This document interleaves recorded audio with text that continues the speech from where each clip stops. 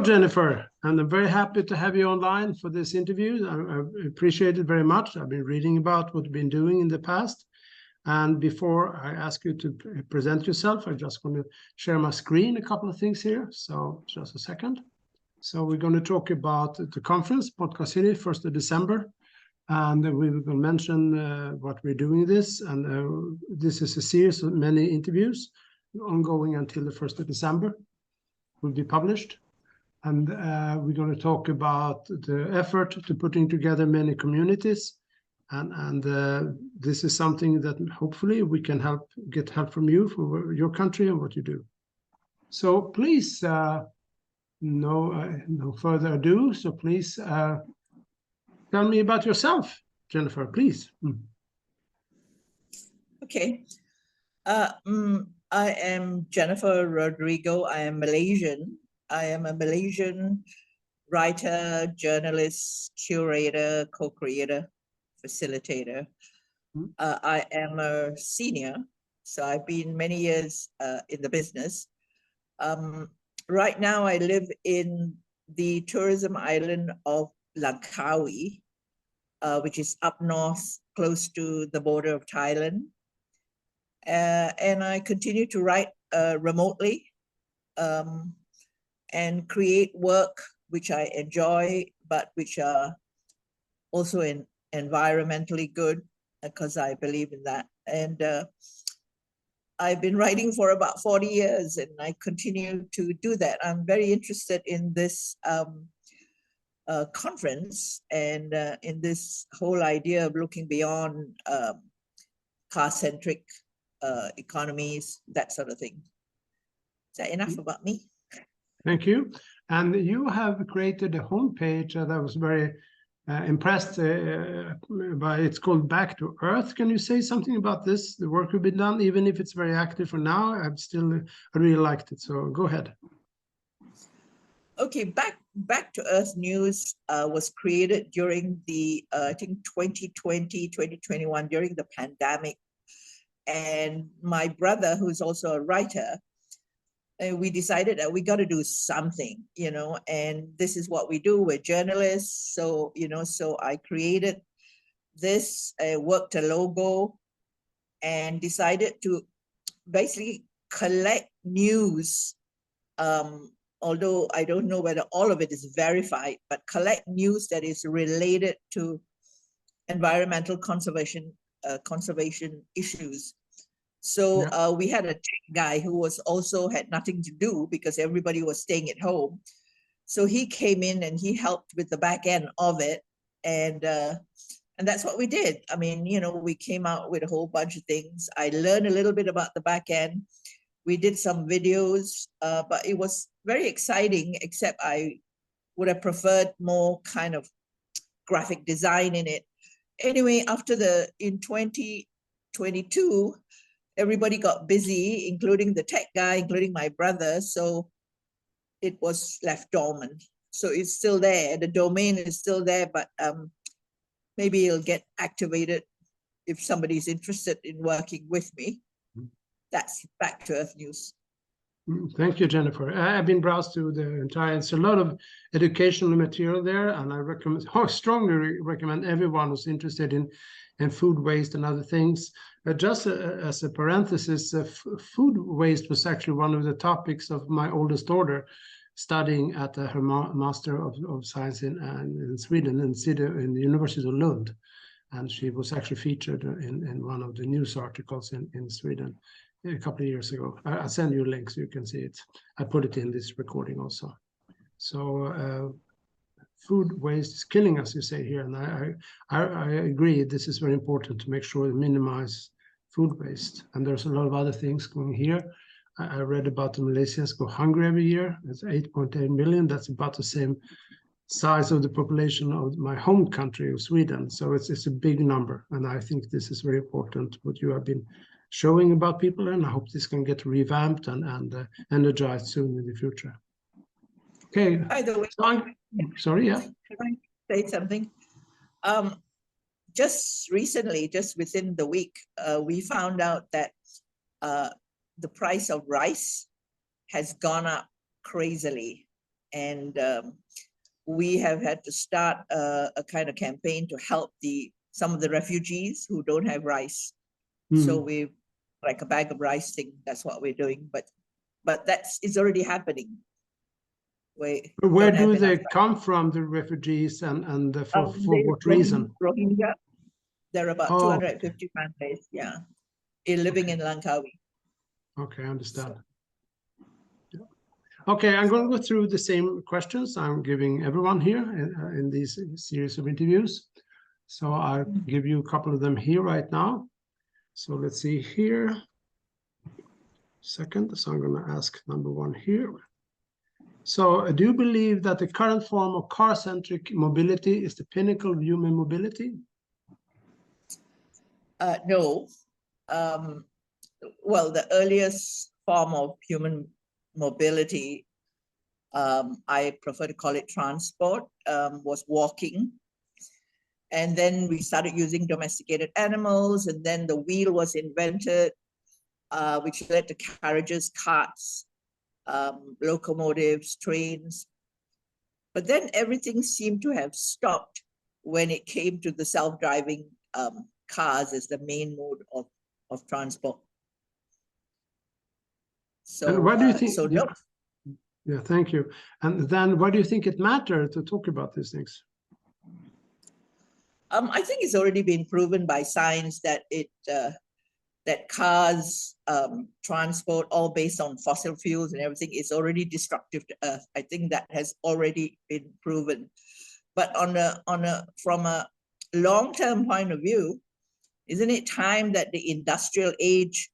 I think the industrial age was over a long time ago, but man got too greedy. It's time to move into new paradigms and evolve into new things.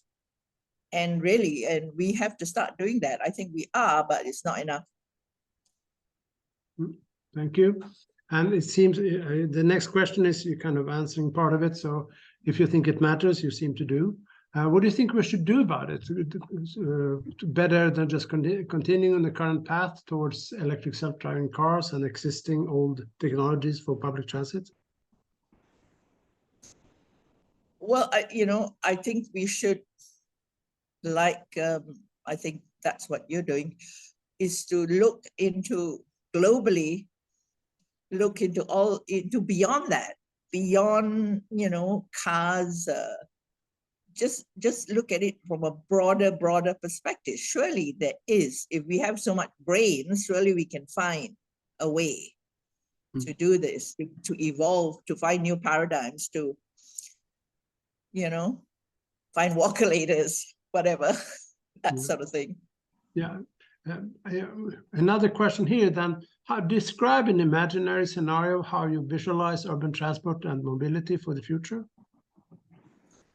Okay, I mean, for me, when I grew up, as you know, I'm a senior, and I don't know whether people remember the Jetsons. There was some American sitcom. I think quite a few do here in the United States. Yeah, continue. Yeah, and it was about the future, and it was great. It was like how they whizzed in and just pressed the button and everything was there. And a lot of that is already coming true. I mean, like robots cleaning the place, that sort of thing. But the thing they didn't have, they had like air transport with bubbles. Now we don't have that, So for me, it's like, well, it's okay. For me, it was like, one of the things I liked about the Jetsons was the walker-laters, because I have a bit of a knee problem, and when I walk too fast, it starts to hurt. So I would love the fact that we could have walker-laters like in airports, where we can have a choice between walking and the walker-laters in airports. And well, air transport, I don't know. Every one thing that we create leads to other problems which we have to see beyond. And I think should, which we tend to not, we did not do that in the industrial age. And now we understand this big word, sustainability, and we've got to look into that. As you know, we have started automated transit communities as a part, and that effort we're starting on the 1st of December is very much about the things you're mentioning here. what we have been focusing on is have a paradigm or rules basically for innovation, where we put in it should not use too many earth resources, too much energy. It should be available for everyone. So it should be equity based. It should be safe. It should be comfortable and fun, basically, to use this whatever technology people comes up with. So I think it comes to it rhymes well with your ideas here. I appreciate that. And since you're from another country, then I'm in the United States now, and I come from Sweden. But from your country, would you like to add an additional point or points about urban mobility in general, or with reference to your own country, please? Yeah, Malaysia is very, very, very car-centric. Okay, everybody, and public transportation with the bus is pretty dire. It's pretty bad. Okay, we've got the railway, we've got light rail, MRT but that's in the city, that's in the capital. But around the country, we've got express buses, so everybody in the city, especially, everybody is, you always see just one driver in one car. So yeah, that's something, and that's why we have really bad traffic jams. But it's not only in Kuala Lumpur, I think it's also in Bangkok, it's also in Jakarta. So I mean, that's something that really, we need in our country. We need to discuss better modes of transport, of moving around. Some big paradigm shift we need here. One more thing I do need to add, when I mentioned the word driverless to anybody who's Malaysian, they kind of freak. So that's an issue that I think looked into. That's I think that's about as much as I can say for now. Yeah, it's interesting you saying that, because I'm all for public transit and automated and without any driver. And many people says I would never. It's quite common I hear this. No, I would never go into an automated mobility system. But they actually do all the time. They just don't think about it, and it's a very dangerous thing they do. They're going into an elevator, so they go in this tiny, 1-inch thick floor, and they're going, up this shaft for 50 stories or something. It's nothing than just bottomless pit behind them, and they push a button, and they go wherever they want to go, and it's completely driverless.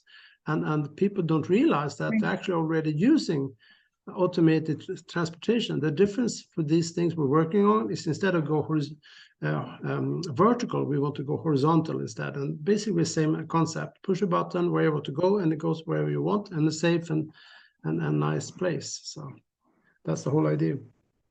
So as advice, when people talk to you and they say they're afraid of this, and go, well, they don't seem to mind automated airplanes and elevators and escalators. That they're using them all the time. And I wouldn't say that the airplanes doesn't have drivers, but they never use it almost. It's completely automated, except for the start off and the landing. Other than that, it just goes by itself. Yeah. So thank you, Jennifer. I really appreciate the information about you. We're going to put up after this interview with links to your homepage and your LinkedIn page. And if there's something you want to say before we end up this interview, a couple of words maybe you want to say.